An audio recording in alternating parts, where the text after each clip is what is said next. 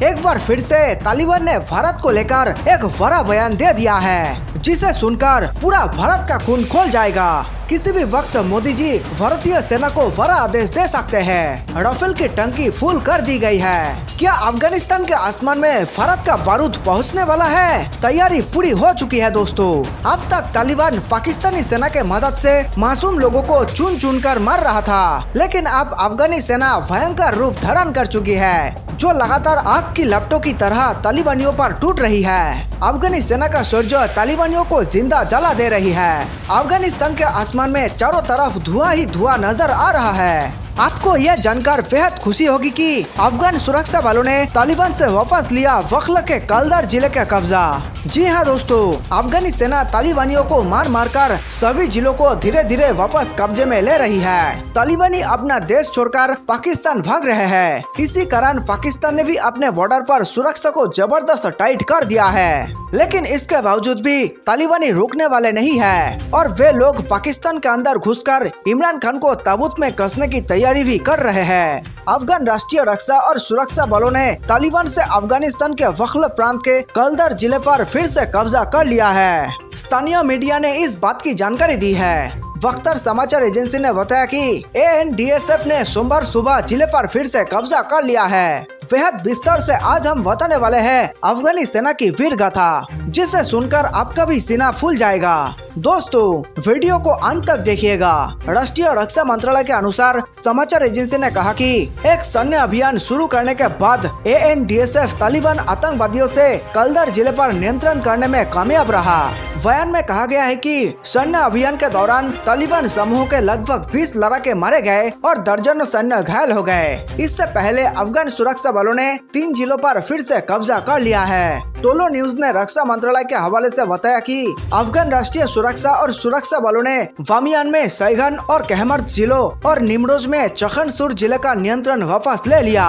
Video में आगे बढ़ने से पहले भारतवासियों को मेरा नमस्कार। देश प्रेमियों, वीडियो को लाइक करके नीचे कमेंट में जय हिंद लिखकर पूरे भारत को जोश से भर दे। साथ ही अपने दोस्तों के साथ इस वीडियो को शेयर करके देश प्रेम को फैलाएं। बामियान के गवर्नर ताहिर जुहैर ने कहा, इस सुबह शुरू हुए एक ऑपरेशन में सुरक्षा बलों द्वारा कुछ ही समय में जिलों को वापस ले लिया गया और जिलों पर देश का झंडा फहराया गया। वही कयास लगाए जा रहे हैं कि आने वाले समय में अफगानिस्तान में हालात और खराब हो सकते हैं। बताया गया कि अफगानिस्तान के 426 जिलों में से 212 जिलों में तालिबान ने भारत बना ली है। इसके बावजूद उसके लिए काबुल की सत्ता अभी काफी दूर है। न सिर्फ अफगानिस्तान की national security force ANSF Taliban का जबरदस्त मुकाबला कर रही है, बल्कि जिस तरह से अमेरिका, रूस, ईरान, ताजिकिस्तान, उज्बेकिस्तान जैसे देशों में तालिबान को लेकर संशय बना है, उसका भी असर आने वाले दिनों में दिखाई देगा।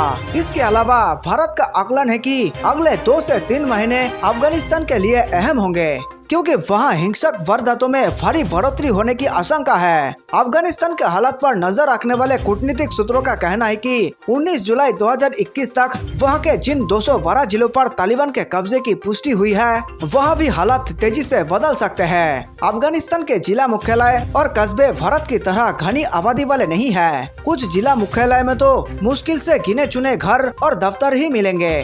तालिबान लड़ाकों का कोई भी एक दस्ता वाहन से जाकर वहाँ अपना झंडा लहरा देता है और फिर उसे अपने कब्जे में होने का बात करता है, लेकिन कुछ ही घंटों में सरकारी सैन्य बल उसे हटा देते हैं। माना जा रहा है कि तालिबान अगस्त के अंत तक का इंतजार कर रहा है। तब तक वहाँ से अमेरिकी सेना की पूरी तरह से वापसी हो जाएगी। उसके बाद तालिबान काबुल, कंधार, गजनी, हेलमंद जैसे शहरों पर हमला करने की रणनीति अपना सकता है। आइए अब हम आपको बताते हैं कि आखिर तालिबान ने भारत को लेकर कितना खतरनाक बयान दिया है। पूरा वीडियो बेहद गौर से ध्यान पूर्वक देखिए। 20 साल के लंबे वक्त के बाद अमेरिका के अफगानिस्तान से सेना हटाने के ऐलान के साथ ही देश के बड़े हिस्से में युद्ध जैसे हालात है और तालिबान ने अफगानिस्तान के बड़े हिस्से पर कब्जा कर लिया है। सामरिक लिहाज से अफगानिस्तान भारत के लिए महत्वपूर्ण रहा है। पिछले 2 दशकों में भारत ने अफगानिस्तान में 2200 करोड़ से ज्यादा का निवेश किया है। अगर तालिबान अफगान सत्ता पर कब्जा होता है तो भारत पर क्या असर पड़ेगा?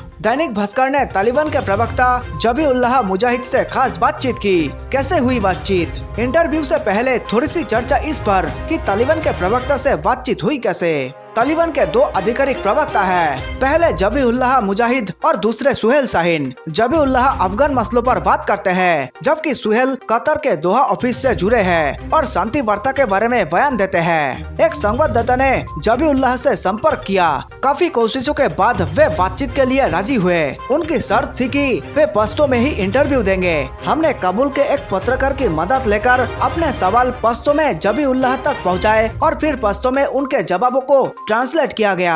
सवाल था कि इस समय अफगानिस्तान के कितने हिस्से पर तालिबान का कब्जा है। जवाब, इस समय अफगानिस्तान का 85% हिस्सा तालिबान के कंट्रोल में है। सवाल, क्या तालिबान इस समय भारत के साथ कोई बातचीत कर रहा है? जवाब, मैं सिर्फ यही कह सकता हूँ कि हम दुनिया के हर उस देश के साथ बात करते हैं और करने को तैयार है जो हमारे साथ अच्छे संबंध चाहते हैं। शर्त बस ये है कि वे हमारे आंतरिक मामलों में दखल नहीं दे। सवाल, क्या तालिबान ने भारत के विदेश मंत्रालय के साथ कोई बात की है? जवाब, अभी तक भारत के किसी भी संस्थान या प्रतिनिधि के साथ तालिबान की कोई वार्ता नहीं हुई है। सवाल, भारत ने अफगानिस्तान में भारी निवेश किया है, क्या तालिबान इस निवेश की सुरक्षा की गारंटी देता है? जवाब, हम अपनी सरजमी पर हर उस जायज निवेश का समर्थन करते हैं जिससे देश के आर्थिक विकास में मदद मिल सके।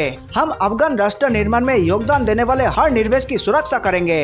सवाल, भारत को लेकर तालिबान की रणनीति क्या है? जवाब, हमारी रणनीति किसी भी देश में हस्तक्षेप न करने की है। हम किसी भी देश को नुकसान नहीं पहुंचाना चाहते हैं और न अपने देश को किसी को नुकसान पहुंचाने देंगे। हम हिंदुस्तान समेत अपने सभी पड़ोसी देश और दुनिया के साथ अच्छे संबंध रखना चाहते हैं। सवाल, भारत की मौजूदा सरकार के बारे में तालिबान की क्या राय है? जवाब, हम नहीं चाहते कि किसी दूसरे देश के अंदरूनी मामलों में दखल दे। भारत की सरकार को भारत के लोगों ने चुना है और पसंद किया है, इस बारे में हम कुछ नहीं कहेंगे।